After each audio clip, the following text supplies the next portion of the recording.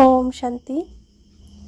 আজ 14ই মে 2024 এর বাবার অমূল্য মধুর মহাবাক্য শুনব। আজকের মুরলিতে বাবা বলেন, মিঠে মিঠে বাচ্চে, তোমরা আত্ম অভিমানী হও। আমি হলাম আত্মা, শরীর নই। এটাই হলো প্রথম পাঠ। এই প্রথম পাঠটাই সবাইকে ভালোভাবে শেখাও। আজকের মুরলির প্রশ্ন, জ্ঞান শোনানোর সঠিক পদ্ধতি কি? কোন বিধিতে জ্ঞান শোনাতে হবে? উত্তর, জ্ঞানের কথাগুলো অতি আনন্দ সহকারে শোনাও, বাধ্যতামূলকভাবে নয়। তোমরা নিজেদের মধ্যে বসে জ্ঞানের বিষয়ে আলোচনা করো, মনন চিন্তন করো এবং তারপর কাউকে শোনাও।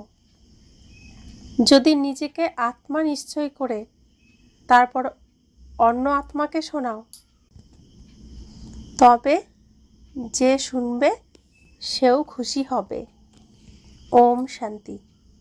বাবা তোমাদেরকে আত্ম অভিমানী বা দেহি অভিমানী হয়ে বসতে বলেন, কারণ আত্মার মধ্যেই ভালো অথবা খারাপ সংস্কার ভর্তি হয়। আত্মার উপরেই সব কিছুর প্রভাব পড়ে। আত্মাকেই পতিত বলা হয়। পতিত আত্মা নিশ্চয়ই কোনো জীবাত্মাকেই বলা যাবে। আত্মা তার শরীরের সাথে থাকে। প্রথম কথা হলো আত্মিক স্থিতিতে বসো। নিজেকে শরীর নয়, আত্মারূপে অনুভব করো। আত্মাই এই সকল অঙ্গ প্রত্যঙ্গ পরিচালনা করে। প্রতি মুহূর্তে নিজেকে আত্মারূপে অনুভব করলে পরমাত্মার কথাও স্মরণে থাকবে। যদি শরীরের কথা মনে থাকে, তবে শারীরিক পিতার কথাও মনে আসবে। তাই বাবা বলছেন, আত্ম অভিমানী হও। বাবা স্বয়ং শিক্ষা দিচ্ছেন। এটাই হলো প্রাথমিক শিক্ষা। বাবার প্রথম শিক্ষা হলো, তুমি আত্মা, পরমপিতা পরমাত্মার সন্তান। আগে নিজেকে আত্মা মনে করো। তোমরা আত্মারা হলে অবিনাশী, এই শরীরটা বিনাশী। আমি হলাম আত্মা। এই প্রাথমিক শিক্ষাটাকে যদি বারবার স্মরণ না করো, তাহলে অপোক্ত থেকে যাবে। আমি হলাম আত্মা, শরীর নই। বাবা বর্তমান সময়ে এই রকম শিক্ষাই দিচ্ছেন। আগে কেউ কখনো এরকম শিক্ষা দেয়নি। বাবা বাচ্চাদেরকে আত্ম অভিমানী বানিয়ে জ্ঞান দেওয়ার জন্যই এসেছেন। তার দেওয়া প্রথম জ্ঞান হলো, হে আত্মা, তুমি এখন পতিত হয়ে গেছো, কারণ এই দুনিয়াটাই হলো পতিত দুনিয়া। প্রদর্শনীতেও তোমরা বাচ্চারা অনেকজনকে বোঝাও। যদি অনেক প্রশ্নোত্তর করে, তাহলে সারাদিনে যখন অবসর সময় পাবে, তখন নিজেদের মধ্যে আলোচনা করা উচিত যে এই ব্যক্তি কি প্রশ্ন করেছিল আর আমি কি উত্তর দিয়েছি। তারপর তাকে ওইভাবে না বুঝিয়ে অন্যভাবে বোঝাতে হবে। সকলের বোঝানোর যুক্তি একই রকম হয় না। আসল কথা হলো, নিজেকে আত্মা মনে করো নাকি শরীর মনে করো। সকলেরই দুজন বাবা আছেন। যত দেহধারী আছে, সকলেরই একজন লৌকিক পিতা এবং পারলৌকিক পিতা রয়েছেন। লৌকিক হদের পিতা থাকাটা তো কমন ব্যাপার। এখানে তোমরা অসীম জগতের বেহদের পিতাকে পেয়েছ। তিনি নিজে বসে থেকে আমাদের মতো আত্মাদেরকে শিক্ষা দিচ্ছেন। তিনি একাধারে বাবা, টিচার এবং সদ্গুরু। এই বিষয়ে ভালোভাবে বোঝাতে হবে। তোমরা যখন কাউকে বোঝাও, তখন তোমাদেরকে যেসব প্রশ্নের সম্মুখীন হতে হয়, সেই সব প্রশ্নগুলো নিয়ে নিজেদের মধ্যে আলোচনা করতে হবে। যে খুব বিচক্ষণ, তাকেও সেই আলোচনাতে রাখতে হবে। দিনের বেলা তোমরা কিছুটা সময় পেতে পারো। এমন যেন না হয় যে খাবার খাওয়ার পরেই ঘুম পেয়ে গেল। যে অতিরিক্ত পরিমাণে খাবার খায় তারই ঘুম পায়, অলসতা আসে। দিনের বেলা নিজেদের মধ্যে আলোচনা করতে হবে, অমুক ব্যক্তি এরকম প্রশ্ন করেছিল আর আমি এরকম উত্তর দিয়েছি। অনেক রকমের প্রশ্ন করবে, তার যথাযথ উত্তর দিতে হবে। দেখতে হবে যে সেই ব্যক্তিকে কি আমি আকৃষ্ট করতে পেরেছি, সে কি সন্তুষ্ট হয়েছে। না হলে তার সাথে যোগাযোগ রাখতে হবে। যে খুব বিচক্ষণ তাকেও এই আলোচনাতে থাকতে হবে। এমন যেন না হয় যে খাবার খাওয়ার পরেই ঘুম পেয়ে গেল। দেবতারা সর্বদা খুশিতে থাকত বলে তারা খাবার খুব কম খেত। তাই বলা হয়, খুশির মতো পুষ্টিকর আহার খোরাক নেই।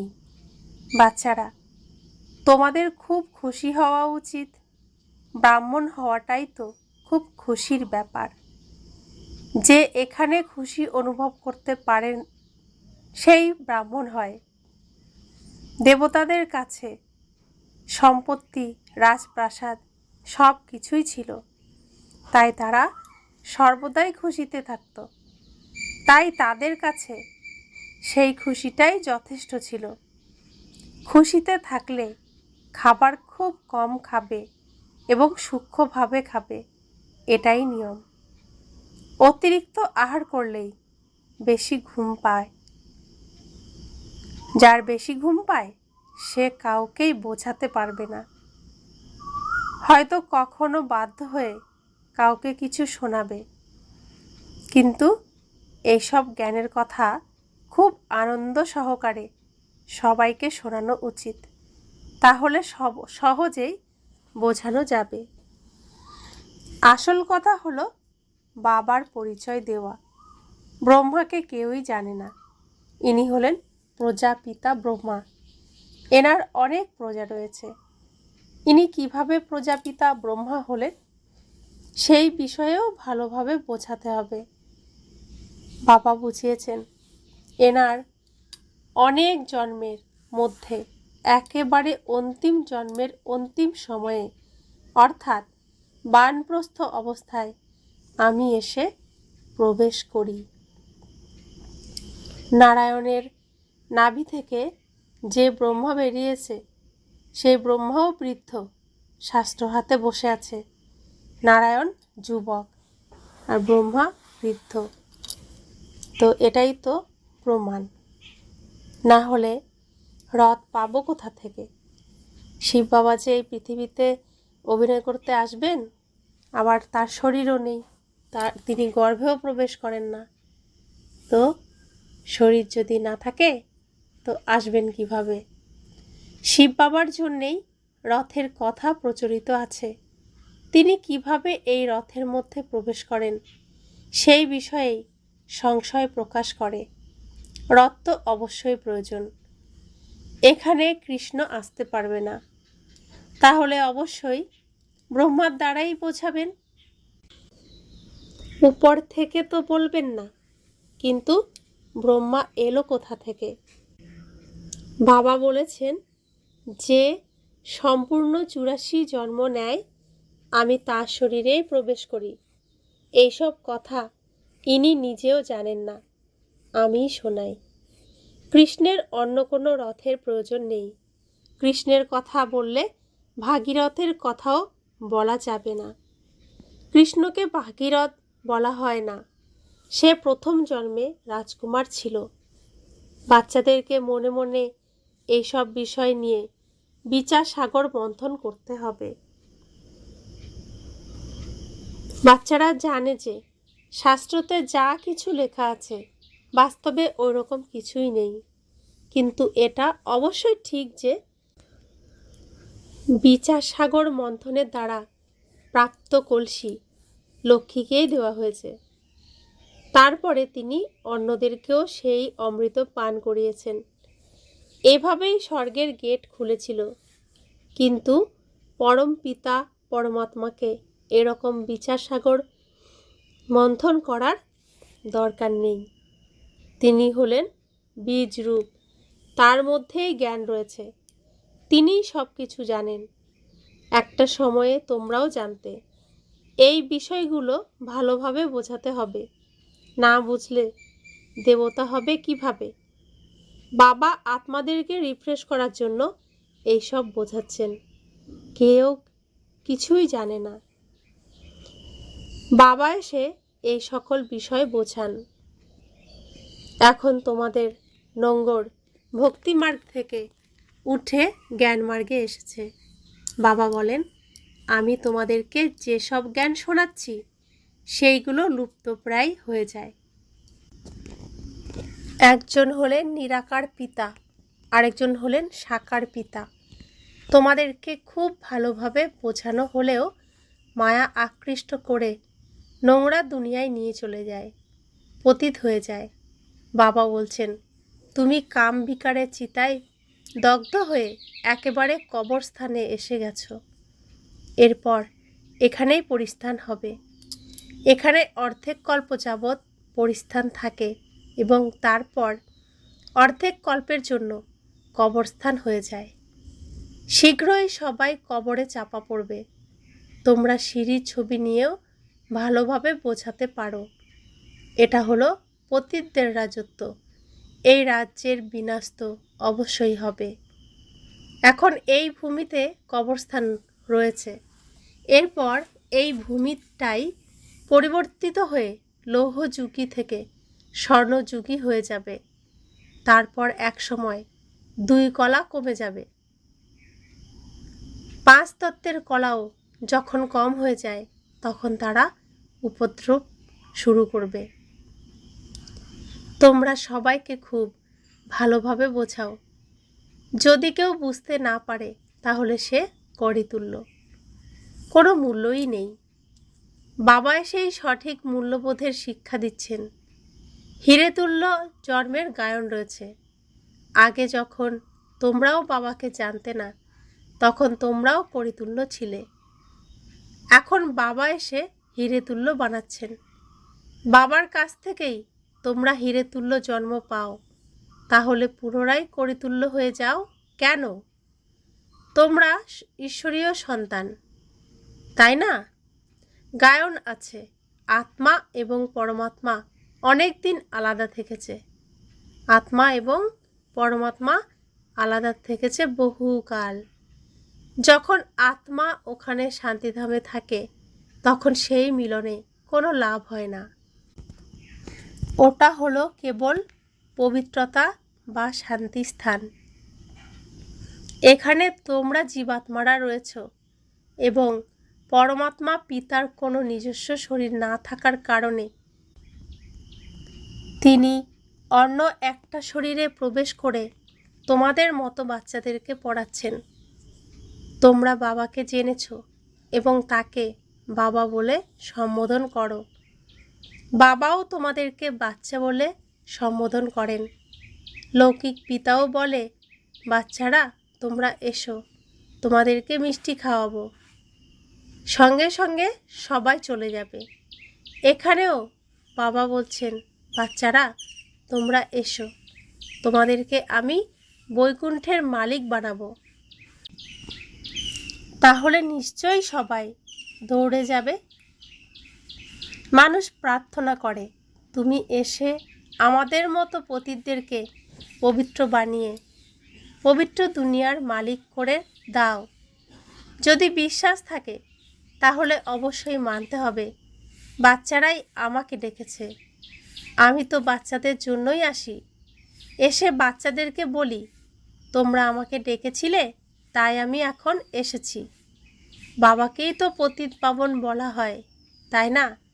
গঙ্গা অথবা অন্য কোনো নদীর জলের দ্বারা তোমরা পবিত্র হতে পারবে না। শরীরের দ্বারা শরীর পবিত্র হবে, আত্মার দ্বারা আত্মা পবিত্র হবে। গঙ্গার জলে শরীর পরিষ্কার হলো, আত্মা তো হলো না। অর্ধেক কল্প ধরে তোমরা ভুলের মধ্যে ছিলে। হয়তো ভগবানের খোঁজ করে, কিন্তু কেউই কিছু বোঝে না। বাবা বলেন, আমার বাচ্চারা। তখন বাচ্চাদের অন্তর থেকেও উল্লাসের সহিত আওয়াজ আসা উচিত, আমার বাবা, বাবা তো বাস মেরা হ্যায়। কিন্তু ততটা উল্লাসের সহিত আওয়াজ বেরোয় না। এটাকে দেহ অভিমান বলা হয়। দেহি অভিমানী নয়। তোমরা এখন বাবার সম্মুখে বসে আছো। অসীম জগতের পিতাকে স্মরণ করলে অসীমের বাদশাহীও অবশ্যই স্মরণে আসবে। এরকম বাবাকে কত ভালোবাসার সাথে উত্তর দেওয়া উচিত, তোমরা ডেকেছ বলেই বাবা এসেছেন। ড্রামা অনুসারে 1 মিনিটও আগে পরে হবে না। দুনিয়ায় সকলেই বলে, হে পিতা দয়া করো, মুক্ত করো। আমরা সবাই রাবণের জেলে বন্দি, তুমি আমাদের পথ দেখাও। তাই বাবা আমাদের গাইড রূপে পথ দেখান। সবাই তাকে আহ্বান করে, হে মুক্তিদাতা, হে গাইড, তুমি এসে আমাদেরকে পথ দেখাও, আমাদেরকে তোমাদের সাথে নিয়ে চলো। তোমরা এখন সঙ্গমে রয়েছ। বাবা সত্যযুগ স্থাপন করছেন। এটা হলো কলিযুগ। এখানে কোটি কোটি মানুষ আছে, কিন্তু সত্যযুগে কেবল কয়েকজন দেবী দেবতারা ছিলেন। তাহলে নিশ্চয়ই বিনাশ হয়েছিল। সেই বিনাশ এখন দোরগোড়ায়। সেই জন্যেই বলা হয়, বিজ্ঞানের অহংকার বুদ্ধি খাটিয়ে কত রকমের জিনিস তৈরি করে। ওরা হলো যাদব সম্প্রদায়। এই ইতিহাস পুনরায় রিপিট হবে, তবে আপাতত সত্যযুগের ইতিহাস রিপিট হবে। কারণ সামনে প্রথমে সত্যযুগ আসবে, লাস্টে কলিযুগ আসবে, আবার এরকম সময় আসবে 5000 বছর পরে। তো প্রথমে আপাতত সত্যযুগের ইতিহাসটাই রিপিট হবে। তোমরা জানো যে আমরা নতুন দুনিয়াতে উঁচু পদ পাওয়ার জন্য পুরুষার্থ করছি। পবিত্র হতেই হবে। তোমরা সবাইকে বোঝাও যে এই পতিত দুনিয়ার বিনাশ অবশ্যই হবে। তোমাদের বাচ্চারাও জীবিত থাকবে না, কোনো উত্তরাধিকারও থাকবে না, আর কেউ বিয়েও করবে না। অনেকটা সময় অতিবাহিত হয়েছে, আর সামান্যই আছে। যে সামান্য সময় অবশিষ্ট আছে তার হিসাব রয়েছে। আগে এরকম বলা হতো না, এখন খুবই কম সময় আছে। আগে আগে যারা শরীর ছেড়েছে তারা পুরুষার্থের ক্রম অনুসারে জন্ম নিয়েছে। কেউ হয়তো আবার এখানেই এসেছে। দেখেই বোঝা যায় যেন এখান থেকেই অন্য কোথাও চলে গিয়েছিল। সে জ্ঞানের বিষয় ছাড়া আর অন্য কোনো কিছুতেই আনন্দ পাবে না। মা বাবাকেও বলে দেয় যে আমি তো ওখানেই যাব। এইসব বিষয়গুলো খুব সহজেই বোঝা যায়। বিনাশ তো অবশ্যই হবে। যুদ্ধের প্রস্তুতিও দেখতে পাচ্ছ। অর্ধেকটা তো এদের যুদ্ধের সামগ্রীর পেছনেই অধিক অর্থ খরচ হয়। কত রকমের এরোপ্লেন বানিয়েছে। বলা হয় ঘরের মধ্যে বসে থেকেই সবাই শেষ হয়ে যাবে।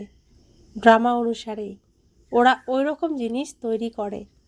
হাসপাতাল ইত্যাদি কিছুই থাকবে না। ড্রামা অনুসারে ওরাও যেন বাবার কাছ থেকেই ইশারা পাচ্ছে। এইসব ড্রামাতে রয়েছে। ওরা চায় কেউ যেন কখনো অসুস্থ না হয়, কিন্তু সবাইকে অবশ্যই মরতে হবে। রাম রাবণ সকলকেই যেতে হবে। তবে যে যোগের দ্বারা আয়ু বৃদ্ধি করবে তার অবশ্যই আয়ু বাড়বে। আনন্দ সহকারে দেহত্যাগ করবে। যেমন ব্রহ্মজ্ঞানীর উদাহরণ দেওয়া হয়, ওরাও ব্রহ্মে যাওয়ার জন্য এরকম আনন্দ সহকারে দেহ ত্যাগ করে, কিন্তু ব্রহ্মে কেউ যেতে পারে না, আর কারোর পাপ নাশও হয় না। এখানেই পুনর্জন্ম নিতে হয়। বাবা এসে পাপ নাশের যুক্তি বলছেন। একমাত্র আমাকেই স্মরণ করো, আর কাউকে স্মরণ করবে না। লক্ষ্মীনারায়ণকেও স্মরণ করো না। তোমরা জানো যে পুরুষার্থের দ্বারা আমরা এই রকম পদ প্রাপ্ত করছি। এখন স্বর্গ স্থাপন হচ্ছে। আমরা ওই রকম পদ পাওয়ার জন্য এখানে পড়ছি। সব কিছুই পুরুষার্থের ক্রম অনুসারে হয়।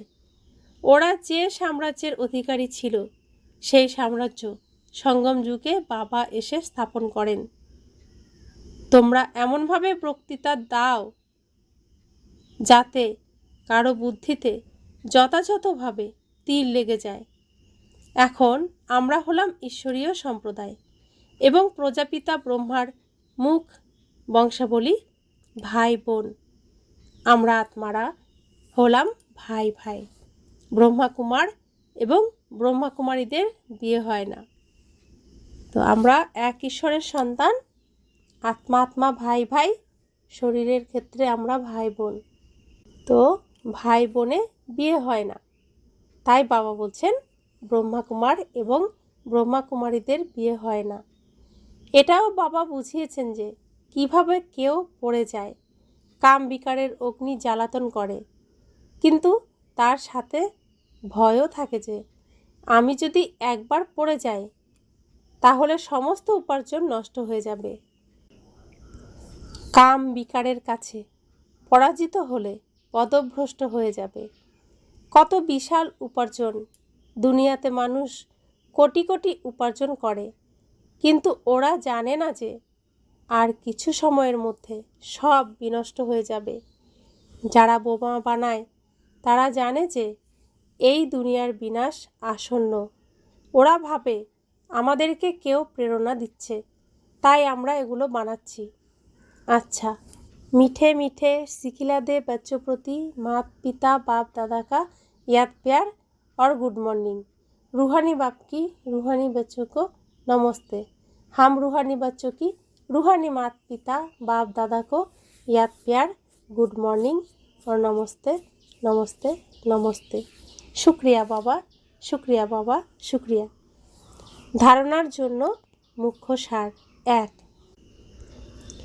অন্তরে জ্ঞানের বিষয় নিয়ে মনন চিন্তন অর্থাৎ বিচার সাগর মন্থন করতে হবে। নিজেদের মধ্যে জ্ঞানের বিষয় নিয়ে আধ্যাত্মিক আলোচনা রুহরিহান করার পরে অন্যকে বোঝাতে হবে। অলসতা এবং নিদ্রাকে ত্যাগ করতে হবে। 2. দেহি অভিমানী হয়ে আন্তরিক উল্লাসের সাথে বাবাকে স্মরণ করতে হবে। সর্বদা নেশা থাকা উচিত যে আমরা বাবার কাছে এসেছি পরিতুল্য থেকে হিরে হওয়ার জন্য। আমরা হলাম ঈশ্বরীয় সন্তান। বরদান: জ্ঞান সূর্য জ্ঞান চন্দ্রমার সাথে সাথী হয়ে রাতকে দিন বানানোর আধ্যাত্মিক জ্ঞান নক্ষত্র ভব। যেরকম আকাশের তারারা রাতের বেলা প্রকটিত হয়, সেরকম তোমরা আধ্যাত্মিক জ্ঞান নক্ষত্ররা, ঝলমল করতে থাকা নক্ষত্ররা ব্রহ্মার রাতে অজ্ঞানরূপী অন্ধকারে প্রকটিত হয়। আকাশের নক্ষত্ররা রাতকে দিন বানাতে পারে না, কিন্তু তোমরা জ্ঞান সূর্য জ্ঞান চন্দ্রমার সাথে সাথী হয়ে রাতকে দিন বানাও। সেগুলি হলো আকাশের তারা, আর তোমরা হলে ধরণীর তারা। সেগুলি হলো প্রকৃতির সত্তা, আর তোমরা হলে পরমাত্মার দিব্য নক্ষত্র। যেরকম প্রকৃতির তারামণ্ডলে অনেক প্রকারের তারা ঝলমল করতে দেখা যায়, সেই রকম তোমরা হলে পরমাত্ম তারামণ্ডলে ঝলমল করতে থাকা আত্মিক নক্ষত্র।